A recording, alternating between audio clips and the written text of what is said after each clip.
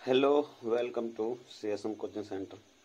देखिए, मैं आपका आपका आपका अपने चैनल पर हार्दिक स्वागत करता हूं। आशा करता हूं आप सभी बच्चे बहुत अच्छे होंगे और बहुत अच्छे से पढ़ाई कर रहे होंगे। और जितने बच्चे इस चैनल पर न्यू, वो चैनल सब्सक्राइब कर देंगे और बेल आइकन प्रेस कर देंगे ताकि आने वाले हर वीडियो आपके पास सबसे पहले आए, आप उसका फ़ायदा उठा पाएँ। ठीक है, जितने भी न्यू बच्चे हैं वो चैनल सब्सक्राइब कर लें और अपने यार दोस्तों के पास ज़रूर भेज दें, है ना, ताकि उनका फ़ायदा हो जाए। देखिए, क्वेश्चन बहुत इंपॉर्टेंट है जो आपका आज इसमें आया है। ये जीएस की क्लास है ना भाई, जीएस की प्रैक्टिस सेट है इसके लिए, कम्पिटेटिव एग्जाम के लिए। ठीक है, और आपको इसी चैनल में लेकर CSM कोचिंग सेंटर पर। ठीक है, देखिए अब मैं आपके सामने फर्स्ट क्वेश्चन लाता हूँ। देखिए कह रहा है, खांसी और छींक जैसी अनैच्छिक गतिविधियों को नियंत्रित करता है। क्या नियंत्रित करता है? मेडुला, मस्तिष्क, पोन्स, अनुमस्तिष्क। बताइए क्या नियंत्रित करता है? ठीक, क्या करता है? मेंडुला। क्या करता है अभी? मेंडुला। ठीक है, यह आपका सही आंसर हो जाएगा। आगे देखिए, मेंडुला मस्तिष्क का सबसे निचला भाग है और मस्तिष्क का स्तंभ का सबसे निचला हिस्सा है। ठीक है, आगे समझो। देखिए आगे इसका वो है ग्राफ समझाऊंगा आपके लिए। मेंडुला पोन्स द्वारा मध्य मस्तिष्क को जोड़ता है। पोन्स द्वारा जोड़ता है किसको? मध्य मस्तिष्क को जोड़ता है। और रीढ़ की हड्डी के साथ पीछे होता है, रीढ़ की हड्डी के साथ होता है। ठीक है, मेंडुला रीढ़ की हड्डी और मस्तिष्क के उच्च भागों के बीच संकेत का प्रदर्शन करता है। गतिविधियों को नियंत्रित करने और महत्वपूर्ण भूमिका निभाता है, जैसे दिल की धड़कन और श्वसन। श्वसन कहते हैं सांस लेने को। ठीक है, आगे समझो। देखिए आगे देखिए, ये देखिए ग्राफ देखिए, वो सॉरी फिगर देखिए। देखिए हिंड ब्रेन, पीछे क्या कहते हैं? हिंड ब्रेन, मिड ब्रेन, मैं है ना, मिड ब्रेन और फोर ब्रेन। आगे ये तीन पार्ट होते हैं ब्रेन के। मेडुला देखिए, ये होता है मेडुला, ये होते हैं पोन्स, है ना, पोन्स। ये क्या करते हैं? रीढ़ की हड्डी को जोड़ रहा है, यहाँ रीढ़ की हड्डी को जोड़ रहा है किससे? पोन्स को और रीढ़ की हड्डी को आपस में मेडुला जोड़ता है। ठीक है, मेडुला जोड़ता है। इसमें आपने पढ़ा था, अभी क्या पढ़ा था?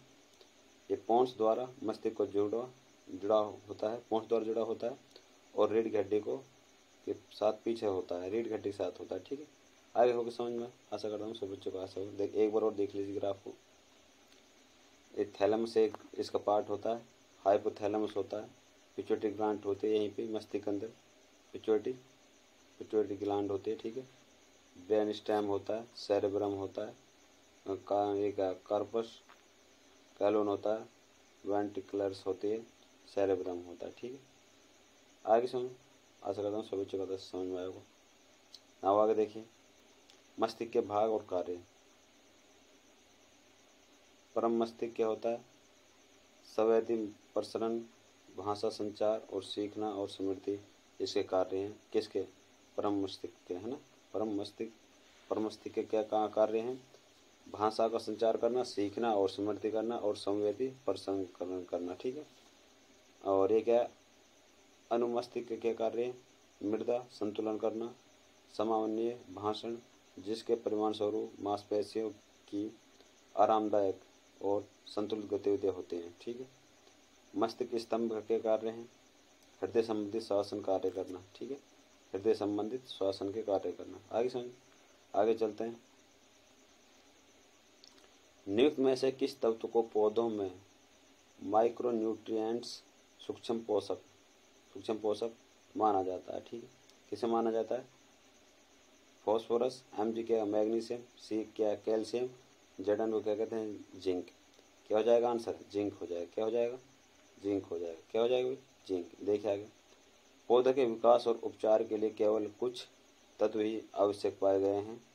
इन तत्वों को उनकी मात्रात्मक आवश्यकताओं के आधार पर आगे दो व्यापक श्रेणियां हैं। क्या है? मैक्रो न्यूट्रिएंट्स और क्या? Micro nutrients. ठीक है, में विभाजित किया जाता है। माइक्रो न्यूट्रिएंट्स आमतौर पर बड़ी मात्रा में उत्तकों में मौजूद होते हैं। बड़ी मात्रा में, ठीक है, बड़ी मात्रा में उत्तकों में मौजूद होते हैं। Micro nutrients carbon, hydrogen, oxygen, nitrogen और फॉस्फोरस, सल्फर, पोटासियम, कैल्शियम और मैग्नीशियम शामिल हैं। निम्नलिखित में से कार्बन डाइऑक्साइड मुख्य रूप से CO2 और H2O प्राप्त किए जाते हैं, जबकि अन्य को मिट्टी खनिज पोषक के किया जाता है। ठीक है, आगे समझ, यहाँ तक आगे समझ में। एक बार क्वेश्चन और देख लीजिए क्या कह रहा है उसमें। माइक्रोन्यूट्रिएंट पोषक माना जाता है, किसे माना जाता है? जिंक को माना जाता है। ठीक है, ये आंसर है इसका भी। ठीक है, ठीक, आगे देखिए।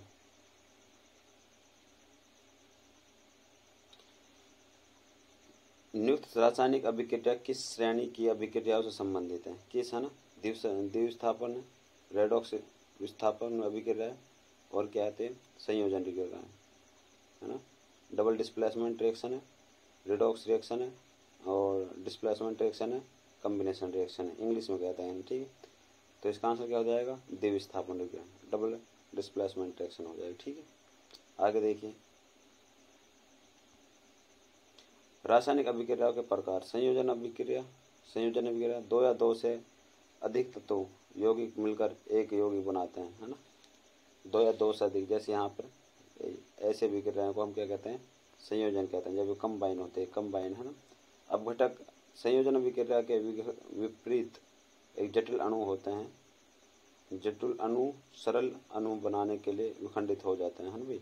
जटिल अणु को हम सरल बनाने के लिए विखंडित हो जाते हैं, जैसे AB को हम किस में तोड़ दें? A+B में तोड़ दें, है ना। आगे देखिए। विस्थापन क्या कहते हैं? Displacement reaction. यौगिक में जब एक तत्व दूसरे तत्व को प्रतिस्थापित कर देता है, यानी कि जो ज़्यादा क्या होता है, रिएक्टिव होता है, वो दूसरे कम लेस रिएक्टिव को क्या कर देता है? वो हटा देता है भाई। तो इसी प्रकार इसने क्या किया है? ABC क्या बना देते हैं? AC प्लस में B बना देता है। ठीक है, रेडॉक्स रिएक्शन क्या कहती है?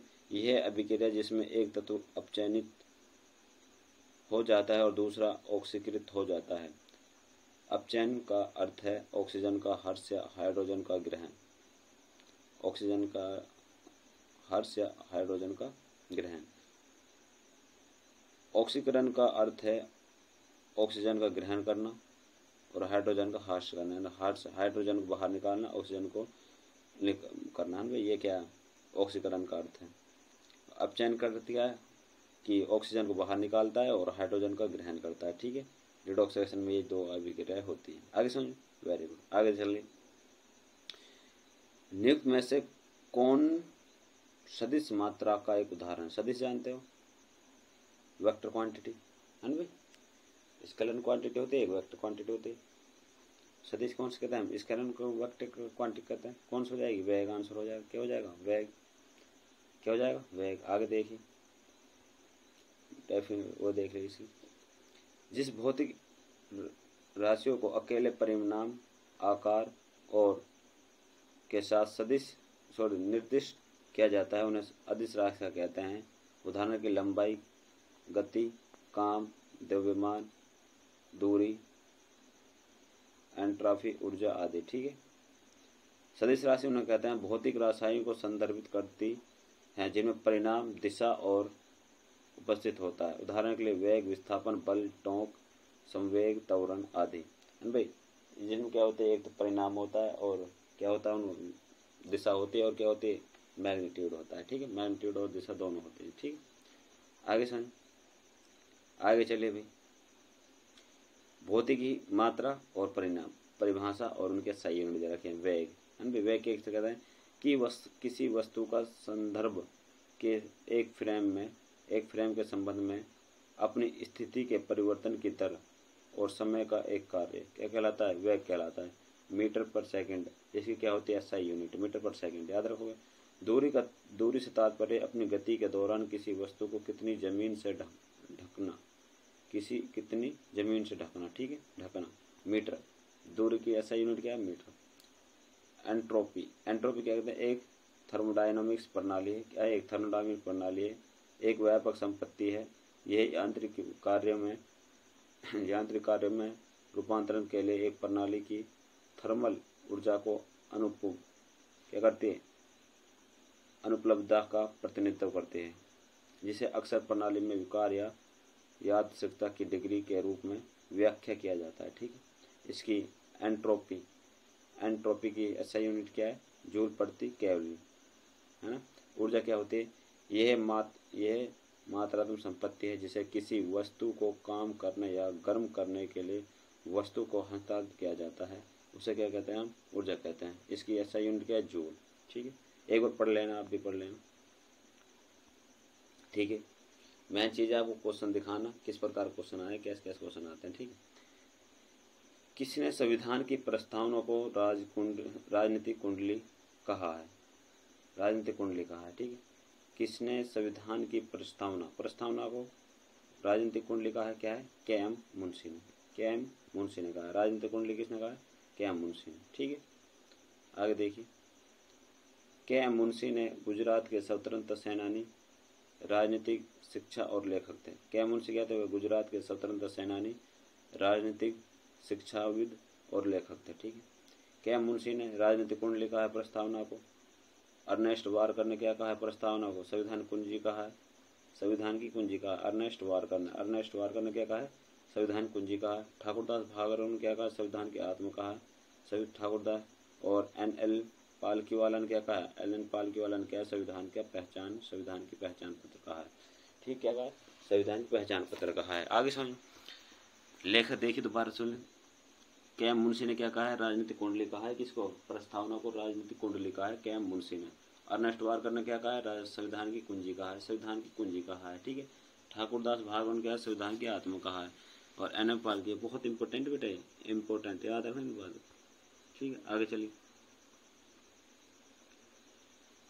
किस वंश के हार ने मौर्य वंश की स्थापना का मार्ग प्रशस्त किया था। ठीक है, कौन था, नंद वंश, है ना भाई। चंद्रगुप्त मौर्य ने किस हारना, गहनानंद को हराकर अपने राज्य की नींव रखी थी, है ना। आगे देखिए,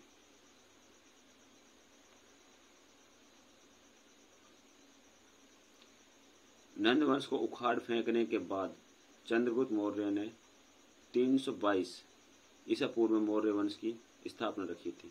उन्होंने आगे अपनी शक्तियों को भारत के मध्य और पश्चिम हिस्सों में विस्तारित किया था। मौर्य साम्राज्य को भारतीय इतिहास में सबसे बड़े साम्राज्य में से एक माना जाता है। ठीक है, मौर्य साम्राज्य को भारतीय इतिहास में सबसे बड़े साम्राज्य में से एक माना जाता है। ठीक है, याद रखना, नंदवंश को उखाड़ फेंक कर उन्होंने क्या की थी, मौर्य साम्राज्य की स्थापना की थी, चंद्रगुप्त मौर्य ने। ठीक है, आगे चलिए, भारतीय संविधान का अनुच्छेद 29 निम्नलिखित अधिकारों में से कौन सा अधिकार प्रदान करता है। ठीक, क्या कहा उसने, भारतीय संविधान का अनुच्छेद 29, ठीक है, निम्नलिखित अधिकारों में से कौन सा अधिकार प्रदान करता है, कौन सा अधिकार प्रदान करता है, आर्टिकल 29, है ना, 29 क्या करता है, अल्पसंख्यकों के हितों के संरक्षण का संबंधित है। किससे संबंधित है, अल्पसंख्यकों के हितों से संरक्षण। ठीक है, अल्पसंख्यकों के हितों के संरक्षण संबंधित। आगे चलिए, क्या कहा है, अल्पसंख्यकों के हितों के संरक्षण संबंधित है। भारतीय संविधान का अनुच्छेद 29 यह अधिकार प्रदान करता है, भारत के क्षेत्रों में रहने वाले नागरिकों का कोई भी वर्ग या कोई भाग जिसकी एक अलग भाषा, लिपि या अपनी संस्कृति हो, उसे सव्य संरक्षित करने का अधिकार होगा, है ना भाई। राज्य के किसी शैक्षणिक संस्थान या प्रवेश के लिए किसी भी नागरिक को नकारा नहीं जाएगा, या केवल धर्म, जाति, वंश, भाषा के इनमें से किसी भी आधार पर राज्य के निधि में सहायता प्रदान होगी। ठीक है, सहायता प्रदान की जाएगी उसके लिए, याद कर लेने वो। निम्न में से कौन सी भारत की सबसे बड़े मीठे पानी की झील है, निम्न में से कौन सी मीठे पानी की झील है, कौन से भाई, वूलर झील, कौन से, वूलर झील। ठीक है भाई, कौन से, वूलर झील, याद रखोगे, कौन से भाई, वूलर झील। आगे देखिए, वूलर झील भारत की सबसे बड़ी मीठे पानी की झील है और कश्मीर की घाटी में स्थित है। कहाँ पर है भाई, कश्मीर की घाटी में स्थित है, सबसे मेन इंपोर्टेंट पॉइंट हो जाएगा। वूलर झील एशिया की सबसे बड़े मीठे पानी की झील है, किसकी, एशिया की, है ना। यह भारत के जम्मू और कश्मीर के बांदीपोरा जिले में, बांदीपुरा जिला, ठीक है, जम्मू कश्मीर का कौन सा जिला है, बांदीपुरा जिला। बेसिन झील का निर्माण विवर्तनिक गतिविधियों के परिणाम स्वरूप और झेलम नदी द्वारा इसे पानी दिया जाता है ना भाई, किसे, किसकी, कौन सी नदी देती है इस पानी? झेलम नदी, ठीक है। झील का आकार 12 से 100 वर्ग मीटर है ना, 12 से 100 वर्ग मील के मौसम में बदलता रहता है, ठीक है। मौसम के अनुसार बदलता रहता है, 12 से और 100 वर्ग के मील के अनुसार भी बदलता रहता है। वुलर झील मछली के पर्यावास स्थान के लिए महत्वपूर्ण है। मुख्य प्रजाति सामान्य कार्प, रेबी, ये भाई किसकी प्रजाति है? मछली की प्रजाति है, ठीक है। कौन सी? कार्प है, रोजी बार्ब, एक है मच्छर फिश है, नेमाचिल्स प्रजाति आदि हैं, नेमाचिल्स। एक याद है कॉर्प, रोजी बार्ब, मच्छर फिशर और नेमाचिल्स प्रजाति आदि हैं, ठीक है। आगे देखिए, चिल्का झील सबसे बड़े खारे पानी की झील है भाई। वुलर झील मीठे पानी की, चिल्का झील सबसे खारे पानी की। भारत की सबसे बड़ी झील क्षेत्र केरल की वेबनाड में, वेबनाड जानते हो, जहाँ से राहुल गांधी क्या लड़ रहे थे, अभी इलेक्शन लड़ रहे थे भाई, और वो लोकसभा में चुन के आए थे, वायनाड केरल के अंदर, ठीक है। सांभर साल्ट लेक भारत की सबसे बड़ी खारी झील है भाई। सांभर साल्ट लेक जो एक क्या भारत की सबसे बड़ी खारी झील है, सांभर साल्ट है भाई। चिल्का झील सबसे खारे पानी की झील है, और फिर से सांभर साल्ट भी खारे पानी की झील है, ठीक है। भारत में मीठे पानी की सबसे बड़ी झील वुलर झील ही है, ये मैं बता दें, वुलर झील है। मनसब झील भारत की सबसे गहरी झील है, कौन सी? मनसब। पूछ ले, बताइए भारत की सबसे गहरी झील कौन से? आप क्या कहोगे? मनसब, ठीक है। पूकोंड झील भारत की सबसे छोटी झील है, ठीक है। पूकोंड झील भारत की सबसे छोटी झील है, पूकोंड झील भारत की सबसे छोटी झील है। आगे चलिए, कलिंग के राजा खारवेल का संबंध में से किस राजवंश से है? किस राजवंश से है भाई? महावेदवाहन से, महावेदवाहन वंश से। कौन से? कलिंग के राजा खारवेल का संबंध किससे? महामेदवाहन से, ठीक है। महामेदवाहन से, ठीक है। आगे देखिए, कलिंग के राजा खारवेल महामेदवाहन वंश से जुड़े हुए थे। महावेदवाहन वंश मौर्य साम्राज्य के पतन के बाद, कभी कभी मौर्य साम्राज्य की स्थापना की चंद्रगुप्त मौर्य ने। कलिंग का एक प्राचीन शासक था, है भाई, जब इसका प्राचीन शासक था। राजा खारवेल वंश के 30 शासक थे। खारवेल वंश के कितने? 30 शासक थे। और ओडिशा और भुवनेश्वर शहर के पास उदयगिरी के हाथी गुफा शिलालेखों के लिए भी प्रसिद्ध है। उन्होंने 193 ईसा पूर्व में 170 ईसा पूर्व के बीच शासन किया था। कब? 193 से और 170 ईसा पूर्व तक क्या किया था? शासन किया। किसने? राजा खारवेल ने। किसने किया था? राजा खारवेल ने, ठीक है। आगे चलिए, गंगा की नियुक्त में से कौन सी सहायक नदी सोनपुर के पास पटना में मिलती है? गंगा की नियुक्त में से कौन सी सहायक नदी सोनपुर के पास पटना में मिलती है ना? कौन सी मिलती है? गंडक। कौन सी मिलती है भाई? गंडक। गंगा की नियुक्त में से कौन सी सहायक नदी सोनपुर के पास पटना में मिलती है? सही है। कौन सी मिलती है? गंडक मिलती है, ठीक। आगे चलिए, गंडक नदी गंगा नदी की एक महत्वपूर्ण सहायक नदी है। गंडक नदी गंगा की एक महत्वपूर्ण सहायक नदी है, जो गंगा को प्रवाह और महत्वपूर्ण योगदान देती है। यह नदी पटना के निकट सोनपुर के पास गंगा से मिलती है, जिससे यह क्षेत्र की जल विज्ञान और अर्थव्यवस्था के लिए रणनीति के रूप में महत्वपूर्ण बन जाती है। यह नदी नेपाल हिमालय से निकलती है तथा भारत और नेपाल के महत्वपूर्ण भागों से होकर गुजरती है, जो इसके जलग्रहण क्षेत्र तथा इसके द्वारा प्रवाहित जल की मात्रा को प्रभावित करता है। सोनपुर के निकट गंगा के साथ इसका संगम एक महत्वपूर्ण भौगोलिक विशेषता और भारत की उत्तरी मैदानों में नदी के महत्वपूर्ण उजागर करता है, ठीक है। आगे चलिए, नदी कोसी नदी के बारे में उसका ऑप्शन बताए गए हैं। कोसी, इसे बिहार का शौक कहते हैं। किस नदी को बिहार का शौक कहा जाता है? कोस नदी को।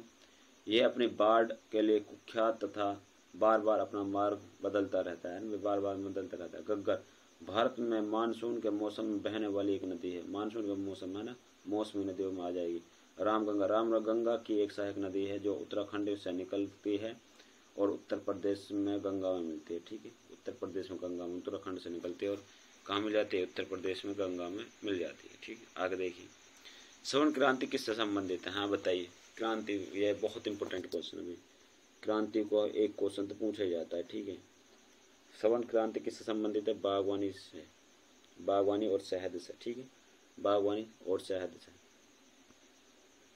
सवर्ण क्रांति बागवानी और शहद से संबंधित है। सवर्ण क्रांति बागवानी और शहद से, ये 1991 में शुरू हुआ था और 2003 तक चला था।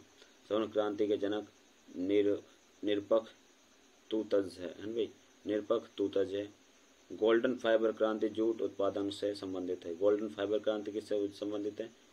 गोल्डन फाइबर क्रांति जूट उत्पादन से है ना, जूट उत्पादन से। आगे देखिए, मैं एक लिस्ट ले आया हूँ। भूरी क्रांति किससे संबंधित है? चमड़ा से। हरित क्रांति कृषि से। गृह क्रांति उर्वरक से। गुलाबी क्रांति प्याज और झींगा से। लाल क्रांति मांस टमाटर से। गोल क्रांति आलू उत्पादक से। रजत फाइबर क्रांति कपास से। रजत क्रांति अंडा से। श्वेत क्रांति डेयरी दूध से। पीली क्रांति तेल बीज उत्पादक से। नीली क्रांति मछली से। काली क्रांति पेट्रोलियम से। ठीक है, कर लोगे? ठीक।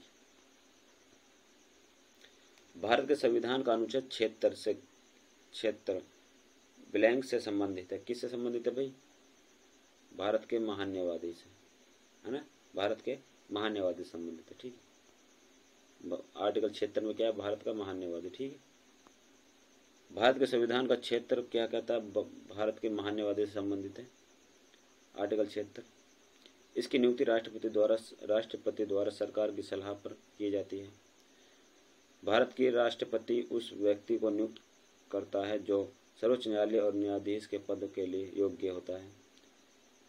वह भारत के सर्वोच्च कानून अधिकारी है। वह भारत सरकार के मुख्य कानूनी सलाहकार है। ठीक है, आगे चलिए। अनुच्छेद 165 में क्या कहा? राज्य के महाधिवक्ता। राज्य के महाधिवक्ता किसमें बताया? 165 में। अनुच्छेद 368 में संशोधन प्रक्रिया बताई गई है। अनुच्छेद 370 में जम्मू कश्मीर को विशेष राज्य है भाई, जम्मू कश्मीर को विशेष राज्य दिया गया है अनुच्छेद 360 और 367 में संशोधन प्रक्रिया है। और अनुच्छेद 165 में क्या है? राज्य के महाधिवक्ता।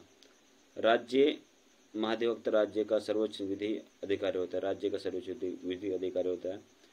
उनकी नियुक्ति राज्यपाल द्वारा की जाती है। भारत के पहले महान्यवादी। ठीक है, महान्यवादी कौन थे? MC सीतलवाड़, ये वाले MC सीतलवाड़। ठीक है, आगे चलिए। प्लासी के युद्ध के बाद ब्लैंक को बंगाल का नवाब बनाया गया था। किसको बनाया गया था? मीर जाफर को। भाई ये सबको आता होगा। किसे को बनाया गया था? मीर जाफर को। ठीक। ब्रिटिश अधिकारी रॉबर्ट क्लाइव ने मीर जाफर को रिश्वत दी थी, जो नवाब की सेना के प्रमुख कमांडर थे। यह रिश्वत मीर जाफर को बंगाल का नवाब बनाने के लिए थी।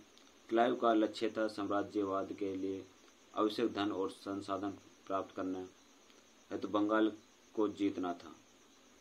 इस प्रक्रिया में क्लाइव ने प्लासी के युद्ध के दौरान मीर जाफर को धोखा दिया और उसे नवाब की गद्दी न देकर बल्कि बदले में बंगाल पर विजय प्राप्त कर मीर जाफर को देशद्रोही घोषित किया। है भाई, क्या कहते हैं? मीर जाफर को इसमें धोखा मिला। क्लाइव ने उसे क्या किया था? उसे बंगाल गद्दी न देकर उसे बंगाल के विजय प्राप्त कर मीर जाफर को क्या कहा था? ये देशद्रोही है। प्लासी के युद्ध के बाद मीर जाफर को बंगाल का नवाब बनाया गया, है ना। मीर जाफर को क्या बनाया गया था? बंगाल का नवाब बनाया गया था। 1957 में प्लासी के युद्ध के बाद नवाब मीर जाफर ने अंग्रेजी को बंगाल के 24 परगना और जंगली महल छोटी प्रशासनिक इकाइयां प्रदान किया। परिणाम स्वरूप उसे कठपुतली नवाब के रूप में भी जाना गया। किसको? मीर जाफर को। ठीक है, आगे देखिए। आलमगीर द्वितीय प्लासी के युद्ध के दौरान मुगल बादशाह था। आलम द्वितीय क्या था? प्लासी के युद्ध के बाद, प्लासी के युद्ध के दौरान मुगल बादशाह था, है ना। कौन? आलमगीर द्वितीय।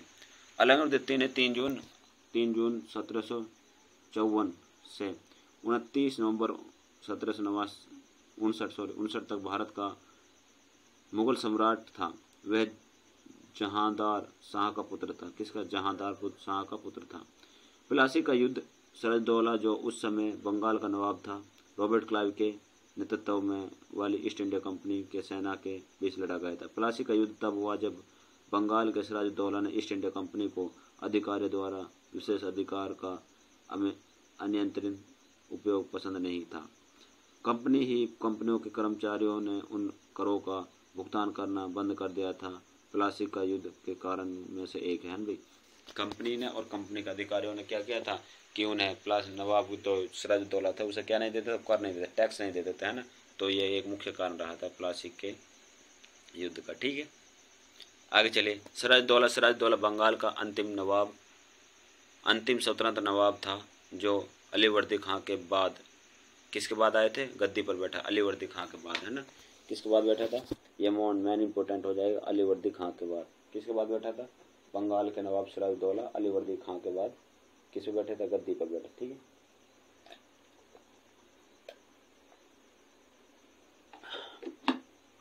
आगे देखिए। उसके शासन का अंत कंपनी के शासन की शुरुआत का प्रतीक है भाई। जब क्या होता है, सिराजदौला का शासन अंत हुआ था तो क्या होता है, जो कंपनी उसकी शुरुआत हुई थी। ठीक है, जो अगले 200 वर्षों तक रहा। 200 वर्ष तक कंपनी ने शासन किया था। इसके शासनकाल के अंत में बंगाल और बाद में लगभग पूरे भारतीय उप महाद्वीपों में ब्रिटिश ईस्ट इंडिया कंपनी शासन की शुरुआत हुई थी, है ना। पहले कहाँ शुरुआत हुई थी? बंगाल से, फिर पूरे उप महाद्वीपों में फैल गया था भारत के, है ना। मीर कासिम 1760 और 1763 बंगाल का नवाब था। ईस्ट इंडिया कंपनी की मदद से वह अपने ससुर मीर जाफर के उत्तराधिकारी बना, है ना। मीर कासिम अपने ससुर की मदद से क्या बना था? वहाँ पर उत्तराधिकारी बना, जिससे पहले ईस्ट इंडिया कंपनी ने से प्लासी की लड़ाई जीतने में अंग्रेजों की मदद करने के लिए समर्थन था। ठीक है, आगे देखिए। ये क्या? फॉरवर्ड ब्लॉक की स्थापना किसने की थी? है ना भाई, ये इंपोर्टेंट क्वेश्चन। फॉरवर्ड ब्लॉक की स्थापना किसने की थी? सुभाष चंद्र बोस ने। ठीक, किसने की थी भाई? सुभाष चंद्र बोस ने। ठीक है, देखिए फॉरवर्ड ब्लॉक के बारे में। Forward block all India forward block AIFB ये शॉर्ट फॉर्म इसकी। AIF ऑल इंडिया, ये क्या? फॉरवर्ड ब्लॉक एक वामपंथी राष्ट्रवादी राजनीतिक पार्टी है जिसकी स्थापना 1939 में सुभाष चंद्र बोस ने पश्चिम बंगाल में की थी। कहाँ की थी? पश्चिम बंगाल में। ठीक है, भारतीय राष्ट्रीय कांग्रेस INC का फॉरवर्ड ब्लॉक 3 मई 1939 सुभाष चंद्र बोस के द्वारा बनाया गया था। इस पार्टी के गठन पर नेताजी ने कहा कि जो सभी फॉरवर्ड ब्लॉक में शामिल हो रहे हैं उन्हें कभी भी ब्रितानी खेमे से मुंह नहीं मोड़ना था। भाई क्या नहीं करना था? मुंह नहीं मोड़ना था। और अंग्रेजी अंगुलियों को काटकर और अपने खून से हस्ताक्षर करके फॉर्म में शपथ पत्र भरना होगा। भाई ये बहुत इंपॉर्टेंट चीज़ लिखी हुई है कि अपने उंगलियों को काटकर और अपने खून से हस्ताक्षर करने होंगे, फॉर्म में शपथ पत्र भरना होगा। 1940 में फॉरवर्ड ब्लॉक का अखिल भारतीय सम्मेलन था। सम्मेलन में all power to the India people, भाई ये इंपॉर्टेंट चीज़ हो जाएगी, शीर्ष से एक प्रस्ताव पारित किया गया जिसमें ईस्ट इंडिया कंपनी के खिलाफ संघर्ष किया गया, आतंकवादी कार्रवाई का आग्रह किया गया। ठीक है, आतंकवादी कार्रवाई किया गया था, आग्रह किया गया। ठीक है, आगे देखिए। सुभाष चंद्र बोस के बारे में, उनका जन्म 23 जनवरी 1897 में हुआ था। किसका? सुभाष चंद्र बोस का। ओडिशा में हुआ था, ओडिशा के कटक में हुआ था, ओडिशा के कटक में हुआ था। सुभाष चंद्र बोस भारतीय राष्ट्रीय कांग्रेस के एक सक्रिय नेता थे। भाई कांग्रेस से अलग होने के बाद उन्होंने 1943 में ब्रिटिश के खिलाफ लड़ने के लिए सिंगापुर में आज़ाद हिंद फौज की थी। भाई आज़ाद हिंद की फौज की थी।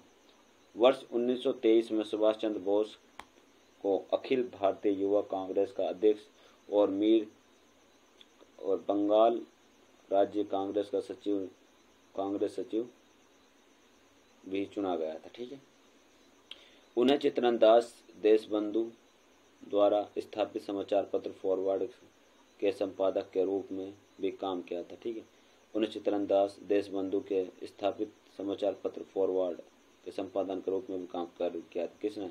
सुभाष चंद्र बोस ने। ठीक है, आगे देख फॉरवर्ड ब्लॉक की छवि कैसी थी। एक टाइगर था, उस पर क्या था, एक निशान था। ठीक भाई, ये छवि थी। टिप्पणी, सुभाष चंद्र बोस को आज़ाद हिंद फौज के भारतीय सैनिक द्वारा जर्मनी में नेताजी की उपाधि दी गई थी। भाई, नेताजी की उपाधि दी गई थी। ठीक है, आगे चलिए।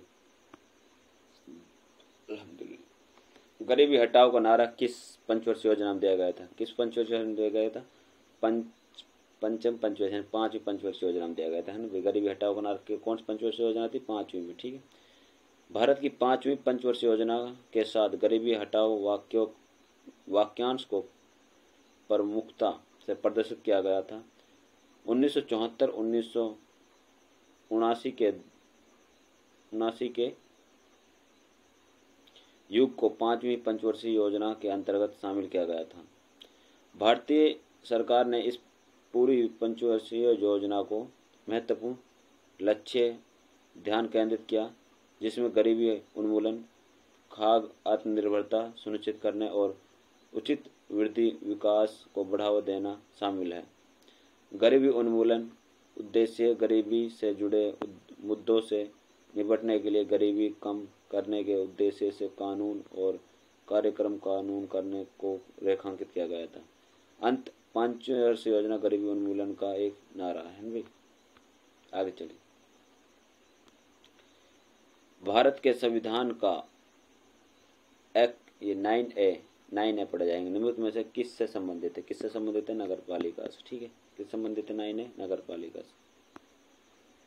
अब देखिए, मैंने आपके लिए लिस्ट लेकर आया हूँ सारे भागों की, कौन सा भाग कहाँ पर है और किससे संबंधित है। ठीक है, भाग फर्स्ट किससे संबंधित है? 1 से 4 तक है। 1 से 4 तक क्या लिख रहे हैं? इसमें आर्टिकल लिख रहे हैं। संघ और उसके क्षेत्र से संबंधित, संघ और उसके क्षेत्र से संबंधित। ठीक है, भाग सेकंड क्या कहता है? हमारे 5 से 11 तक है, किससे संबंधित है? नागरिकता से संबंधित है। ठीक है, भाग 3 क्या कहते हैं? 12 से 35 तक है, मौलिक अधिकारों से संबंधित है। किससे संबंधित है? मौलिक अधिकारों से। भाग 4 क्या कहता है हमसे?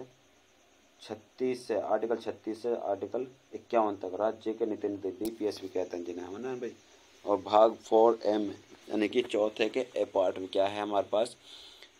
51 आर्टिकल, 51A आर्टिकल मौलिक कर्तव्य हैं इसमें ना, 11 मौलिक कर्तव्य हैं।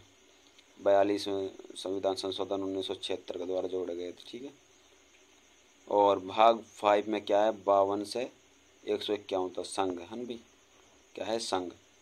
52 से 151 तक। भाग 6 कब से? 152 से स्टार्ट होता है और किससे? 237 तक। इसमें क्या है? राज्य।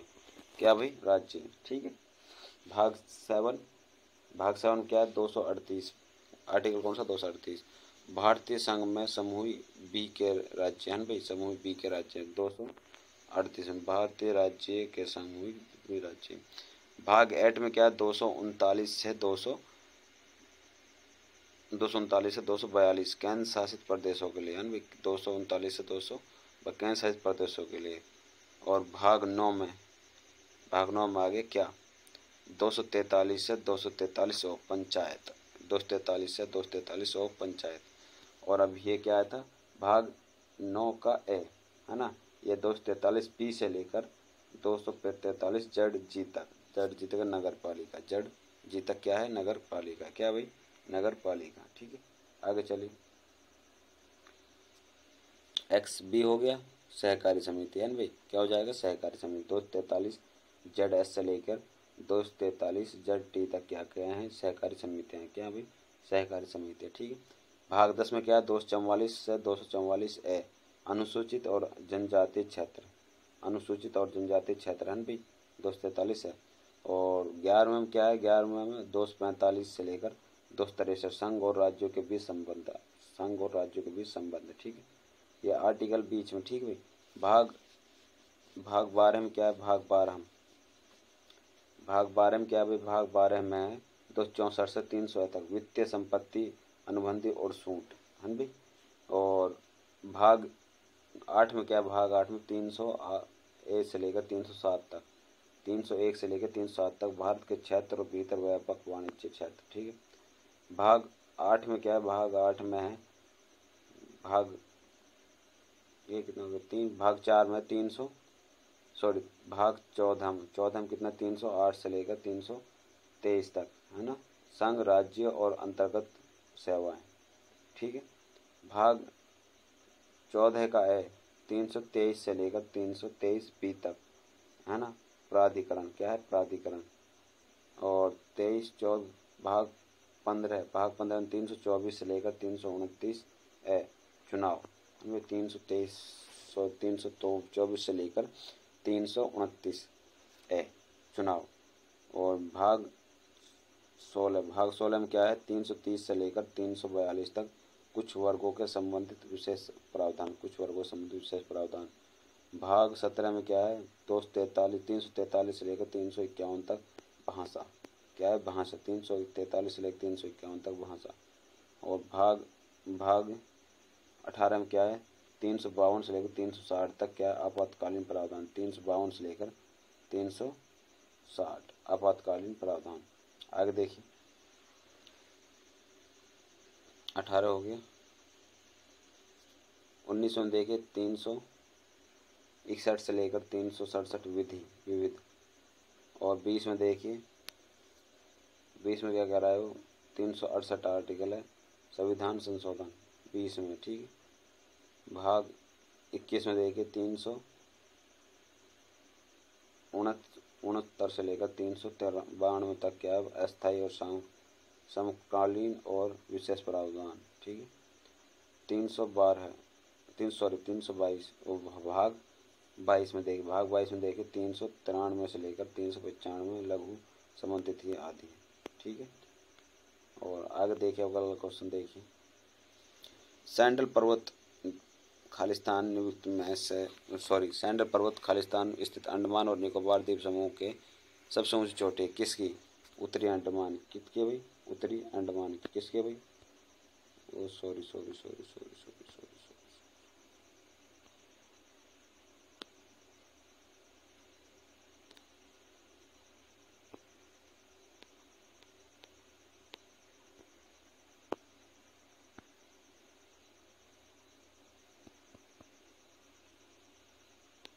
क्या हो गया इसमें,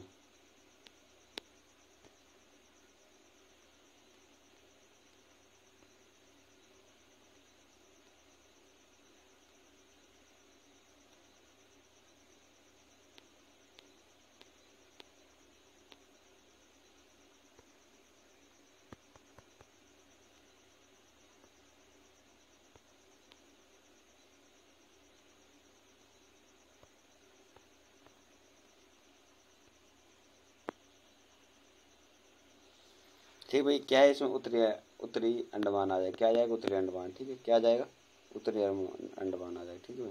क्या आ जाएगा, उत्तरी अंडमान।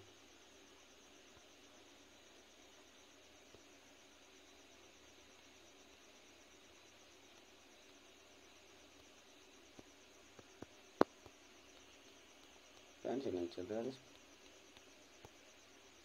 क्या हो गया,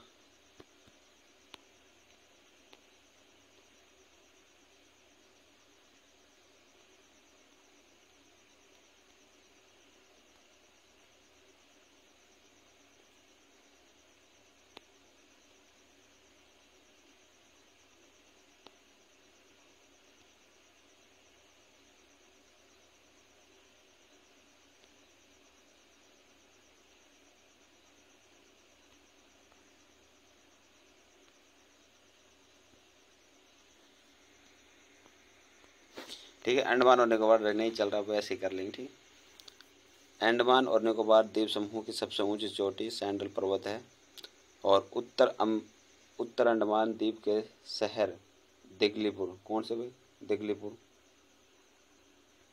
ठीक है।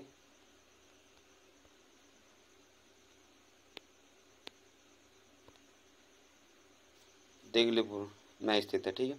यह 731 मीटर यानी कि 2418 फीट की लंबाई के साथ बंगाल की खाड़ी द्वीप समूह का उच्चतम बिंदु है, जिसके बाद ग्रेट निकोबार पर 2106 फीट यानी कि 242 मीटर पर माउंट, ये क्या है, थुलियर, दक्षिण अंडमान में दक्षिण भारत में 1717 फीट 365 मीटर पर माउंट हैरियट, यह सैंडल पीक नेशनल पार्क से घिरा हुआ है। ठीक है, किससे घिरा हुआ है? नेशनल पार्क से। ठीक है, 50-51 चलिए।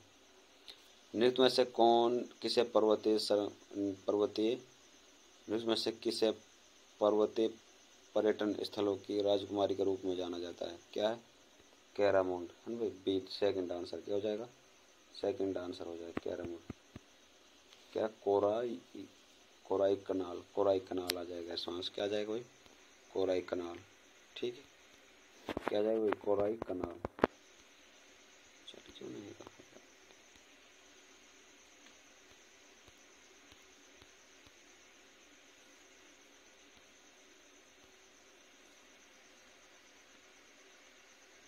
ठीक है, कोराई कनाल बी आंसर हो जाएगा। आगे देखिए,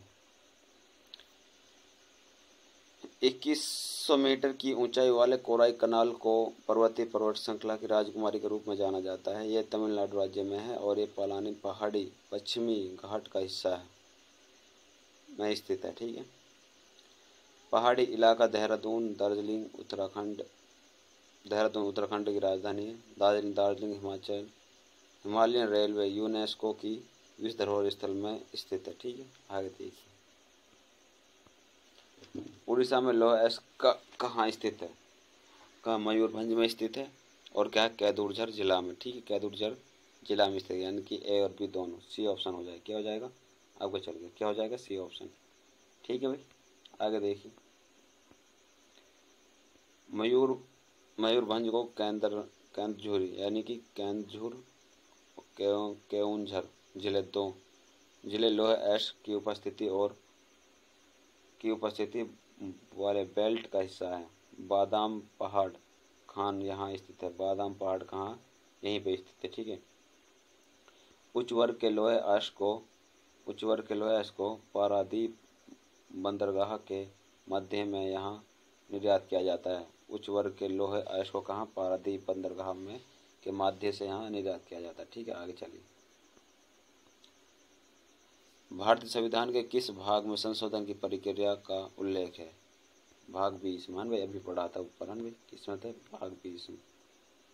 आगे चलिए, संविधान के भाग 20 में अनुच्छेद 368 संविधान और इसकी प्रक्रियाओं में संशोधन करने के लिए संसद की शक्तियाँ संबंधित हैं।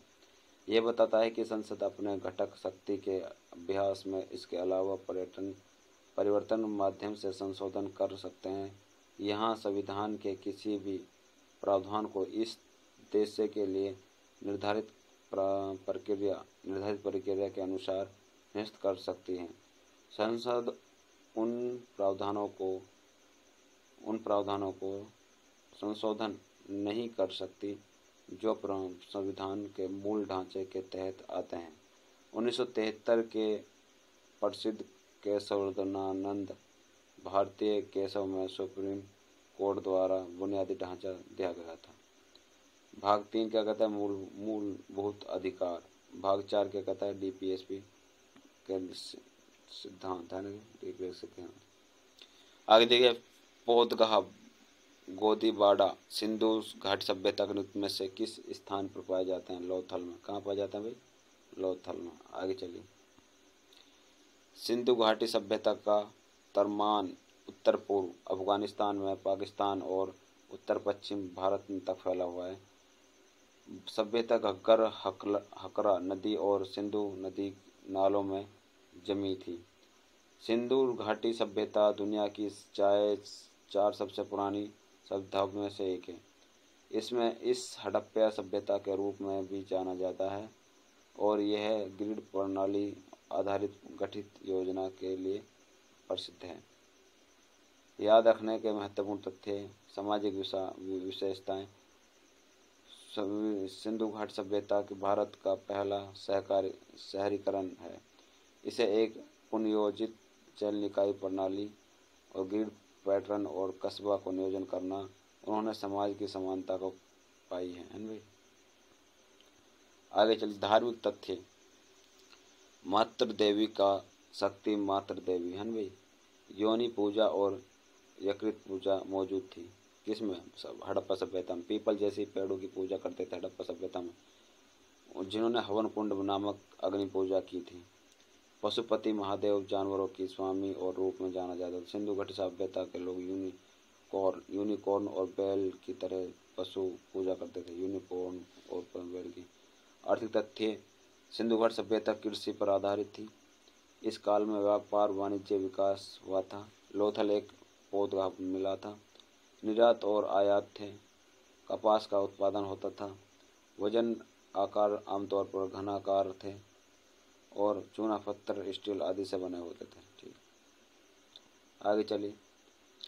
भारतीय संविधान का कौन सा अनुच्छेद धन विधेयक को पारित करता है? कौन सा अनुच्छेद है? 110। हाँ भाई, 110। धन विधेयक को भारत के संविधान के अनुच्छेद 110 से पारित किया जाता है। धन विधेयक केवल एक मंत्री द्वारा ही पेश किया जा सकता है। इसे राज्यसभा या विधानसभा परिषद पेश नहीं किया जा सकता। इसके केवल लोकसभा और राष्ट्रपति पूर्व अनुशंसा के साथ पेश किया जा सकता है। राज्यसभा को केवल लोकसभा द्वारा पारित धन विधेयक और इसकी प्राप्ति की तारीख 14 दिनों तक की अवधि के भीतर वापस करना होता है।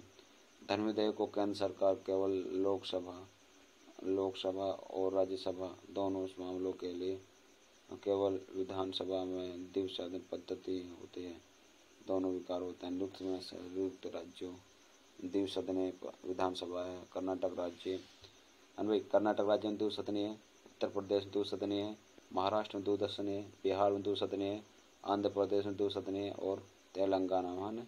जम्मू कश्मीर और पुनर्गठन अधिनियम विधेयक के अनुसार 2019 में जम्मू कश्मीर को विधान परिषद को समाप्त कर दिया गया था। फिर ठीक है, आगे चलिए।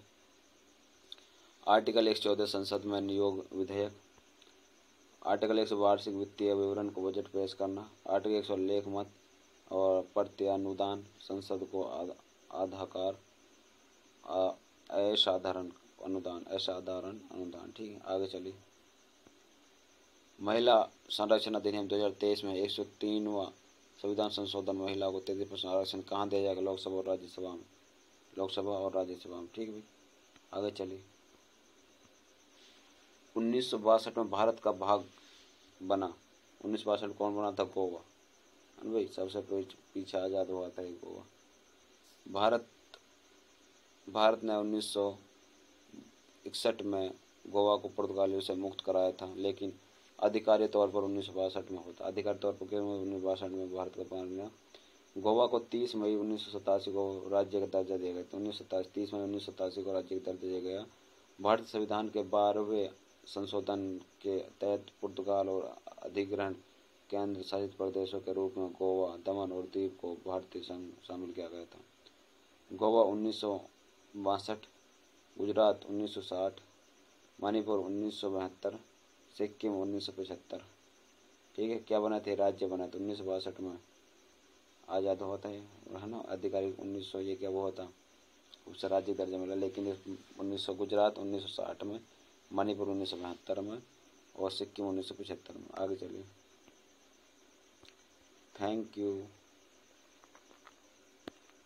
भाई, जिन बच्चों ने अभी चैनल सब्सक्राइब नहीं किया वो चैनल सब्सक्राइब कर लें और शेयर ज़रूर कर दें भाई, शेयर ज़रूर कर दें अपने क्लासमेट्स के पास।